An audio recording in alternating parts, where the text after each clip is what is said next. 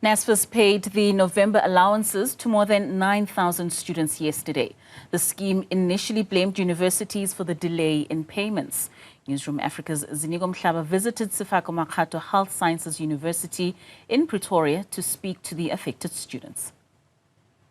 Well, we've heard about the challenges faced by students who have not received their NSFAS funds on time, but let's get a sense of how difficult it is for those who are on the receiving end, and I'm talking about students who are dependent on this fund, and what are the challenges they are coming across here at different institutions of higher learning. One of them is Mbali Kunene, who's coming all the way from the south of Johannesburg in a township called Fine Town. Let's get a sense of how difficult or how easy things are for her.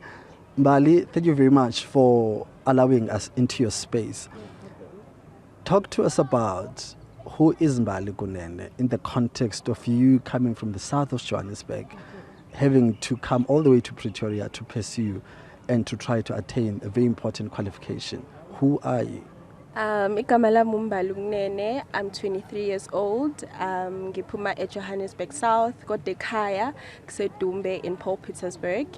I'm from a home no mama, no baba, and I have 6 siblings. I'm the 7th one.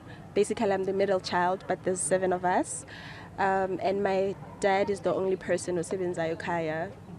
Basically, he's the one who's been supporting us financially from the beginning of time, or the beginning of our lives. I'm studying at Sefako Makgatho Health Sciences University, and this is my 4th year. I'm doing medicine. You are here now on campus already for the 2024 academic year. Talk to us about the challenges you are faced with now. You are away from home. You can't go back home. Talk to us about what problems are you facing right now as you're trying to kickstart the 2024 academic year.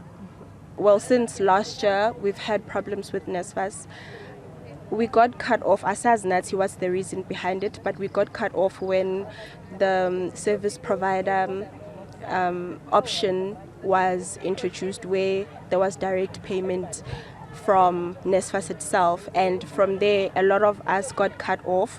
And since then, even the university kept on saying no, the service provider is taking time to capture all of us. So we've been waiting to be captured, we've been waiting to register on the system, and it's been, I think, 5-6 months now. So from then till now, asikatholi our allowances, even our fees are not yet cleared. It's a mess. But I think one of the most difficult things for me personally is not being able to get food allowance, especially because ngiyazi ukuthi ekhaya nanoma ngicela imali, I can't necessarily do that wholeheartedly, because I know when I ask money from my parents, it's coming from the food allowance in the house.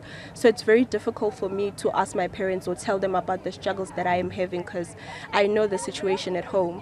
Beyond all these challenges, at the end of the day, we are here to get that qualification, to get that degree. How important is it for you, considering your family background, the context in which your family is dependent on you and relying and counting on you to be able, to liberate themselves as a family from whatever challenge they are faced with?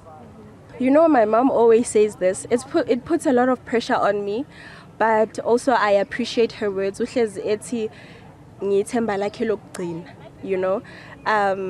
I don't think she means that in a way she's not looking at my other siblings, but she knows how important this qualification is to my family. It's gonna bring so much financial freedom to us. So she always says that, and sometimes I think to myself, hey, this is a lot of pressure, hey, anything can happen along the way. But at the same time, I'm like, I really appreciate this kind of pressure from my parents, because also I have to remember, in as much as I'm doing this for myself, I am also doing it for them and for my siblings as well. So I think it's very important for me to show my siblings younger than me that anything is really possible. Who's behind this very, inspirational young woman? Who inspires you? And who do you want to say, hey, dad, mom, or whoever, I've done this for you because of you?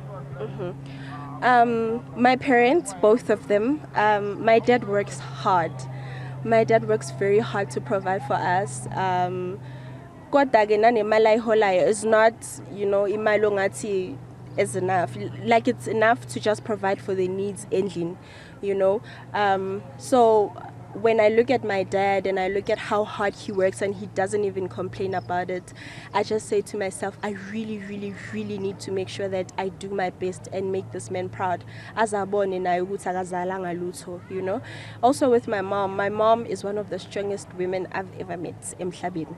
My mom has been through so much, but she still makes sure she makes sure So now we've got these challenges, Mbali, of NSFAS, students not being paid on time, their allocations. How is this threatening your career? How is this threatening your life as a young woman? How personal is it for you and having to deal with these challenges? It's very personal.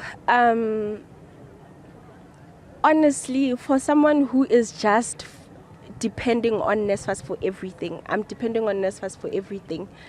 So when this NSFAS system seems like it's failing, my future is threatened. I'm very worried about my future. Every day I ask myself, what's going to happen tomorrow if NSFAS decides to cut me off again?